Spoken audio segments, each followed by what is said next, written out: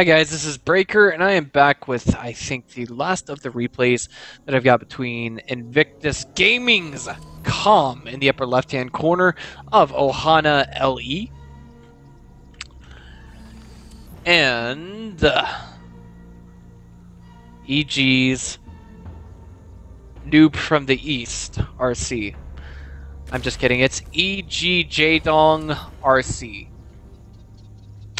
Okay, and now to give you guys a little explanation on just what exactly is going on here, I'm going to go ahead and try and cast this Husky style and see whether or not it actually receives better ratings than what I would get from my ordinary casting. So the reason why I had actually introduced him as EG, Noob from the East RC, is because this is what the Chinese call him. Yes, I'll go ahead and explain that more in just a moment. Let's see. But talking about Jim for a minute, you know, I'm thinking if there is any Chinese player who is capable of being picked up by a foreign team, a non-Chinese team, I think it would definitely be Jim. Currently, he belongs to what is indisputably one of the best teams in China. I want to say that the Chinese Pro SC2 scene is much harder to get broken into than any other scene worldwide, and the whole reason for that is because of, I want to say, just marketing issues, perhaps the reason why perhaps the way it is perceived by parents in China and so on and so forth, but it's still a valuable market to get into, as a good pro gamer in China can make as much as 10,000 yuan a month. That would be 1,500 US dollars. And here we go. EG's Jdong RC is actually going for a hatch first opener. Very brave versus Protoss. Basically assuming that a Protoss is not going to go for the Forge Fast opener, excuse me, the Forge Fast Expand opener. But let me go ahead and explain why exactly I called him Noob from the East. The whole reason why they call him that is because his name is Food from the East. And the word food in China is Cai, and the word East is Dong. So people say Cai Dong, which kind of sounds a little bit like J Dong in Korean. But the whole reason they call him that, I think, is because, moreover, we had Jim. Well, I want to say that someone from China has inevitably beat this Korean juggernaut. I mean, there's no other way to say it. I'm not entirely sure if it was him or not, but there was a member of EG that was basically dismissed from the EG team. And considering he doesn't actually have the EG tag in brackets in his name, I would say it's actually been him. He was dismissed for basically not producing enough results to actually, you know, make up for the compensation, make up for the sponsorships that he actually has attained in recent times. I want to say maybe perhaps another player.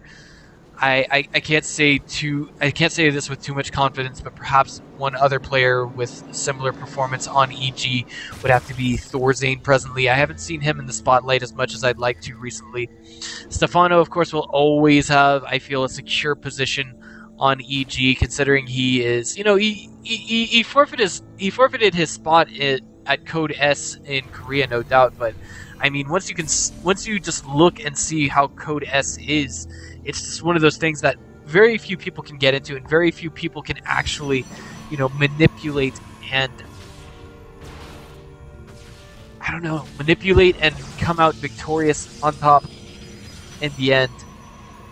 Very few people can actually make it to that 4th place or higher position, like, say, Liquid Jinro, who's now retired and a professional poker player. I mean, just look at that. If you even make it into Code S as a foreigner, then you are worthy of reputation, and this is one of those players who I think could actually do it. I am, of course, talking about Jim. Do not mistake him for some simple March that you see on your screen. Oh, man.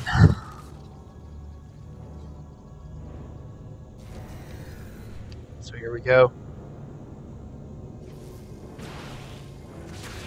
Looks like we have EG trying to poke around, perhaps looking for loops in the play of Jim. But, oh, you know what? There is one thing I just realized. I thought to myself perhaps that EG Jdong was dismissed from EG. I was wrong, actually. I didn't Google it. No one's whispering anything into my ear in the radio or whatever. But I just realized that Suppy does not have the EG tag in his name either. So no Suppy in brackets, no EG in brackets like this. Yeah, none of that. when he played against sorry, this could actually be, I don't know how to describe it. Anyway, I probably have no clue what I'm talking about right now, so let's just get back to casting this replay as it comes. You know, this is the safest move I've ever seen Jim make. He's actually essentially moving out with a full wall off here. And now he's forcing the Lings to kind of deal with what he's got here. I'm wondering if he got a pylon out of that. Actually, he did get the pylon, but I'm wondering if he got the probe. He did not. So as long as that probe is there, we're going to see the ability for Jim to essentially just, you know, remax whenever and however he needs to. And Jim is now moving on an unprepared EGJDRC, and I'm a little curious, why exactly did he throw his probe away? I see a lot of players doing this, even at the diamond level. Alright, here we go. I think we see... Oh no. We see Jaedong in a very dangerous position. If we see a force field get thrown down on this ramp, it will end the game for Jaedong.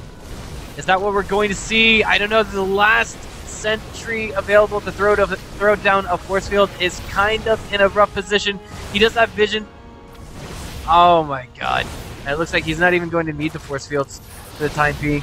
He's just trying to keep the drones from escaping and inflicting as much economic damage as humanly possible. The third is still alive, so if he can actually just move all of those drones to the third after this army has been dealt with, he might be in a recoverable position, but it's just hard to say right now whether or not he's going to be able to reach that recoverable position. There's a beautiful surround here. All these roaches look like they're going to raffle stuff the entire army from iGJim. The sentries actually do a lot less damage versus roaches than one would think, but of course, zealots versus roaches that are unmicroed can kill them one for one. We do have a good deal of, it looks like, Lings coming in here to deal with these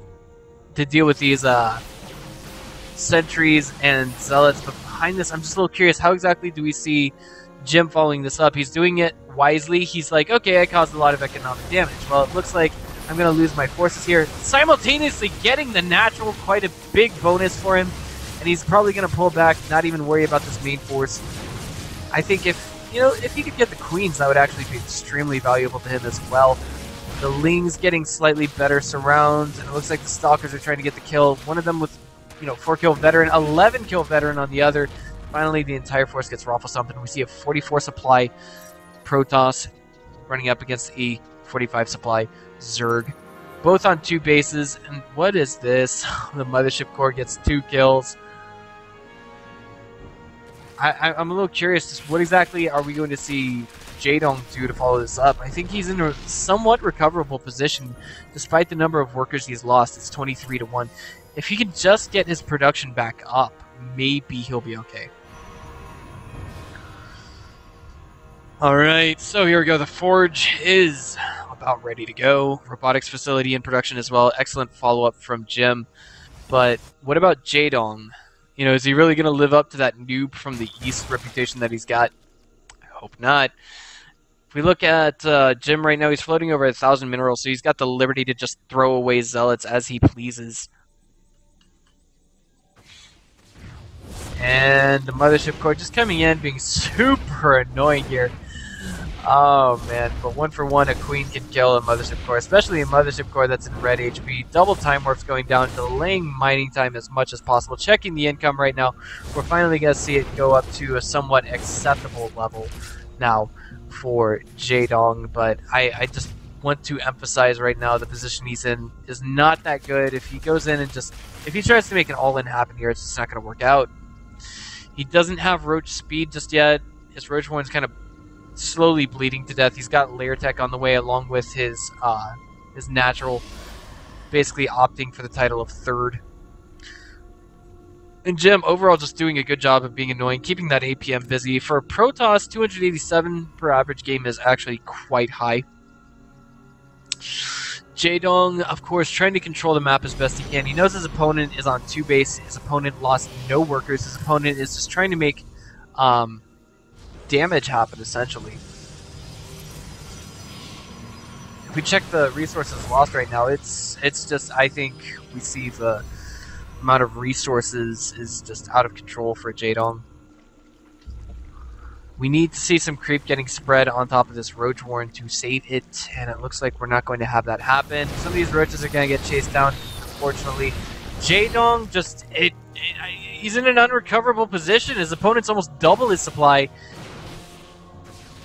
Swarm Hosts are now in production. I think, these Swarm Hosts, they could actually turn the game around. It just depends on where things go from here. If they're used defensively and extremely well, he'll be just fine. The natural is going to take the place again of the third. The third has just been abandoned. Drones being pulled off of it. And now we have essentially Jaedong trying to buy time using the single Roach that he's got here. Hallucinations going down, and we finally have the first Swarm Hosts entering the battlefield. Twilight Council now being followed up. Ew, boy, and we need to see the burrow right now from EGJDRC. Does he have detection? I think we actually don't have any detection from Jim. And no splash damage, no AoE. So we're going to see, the Swarmos in a safe position. But, after that, I just don't know if we're going to see Jaedong actually in a position where he can hold. We just see the entire army of Jim A-moving on top of the Swarm Hosts. We have some more coming in. Red HP hatchery right here. And now the drones are stuck on distance mining yet again. It looks like we're going to see them temporarily dealing with whatever. And the Observer, where on earth is it? We have two. One of them is on its way, and until it gets there, we're just basically going to see Jaedong have essentially free damage to dish out. And there it is. The Observer has arrived. There it is, the GG from EGJDRC. I want to say this was a part of the Team Story Cup, so I'm going to go ahead and highlight it as such. This has been Breaker. I'll see you guys next time.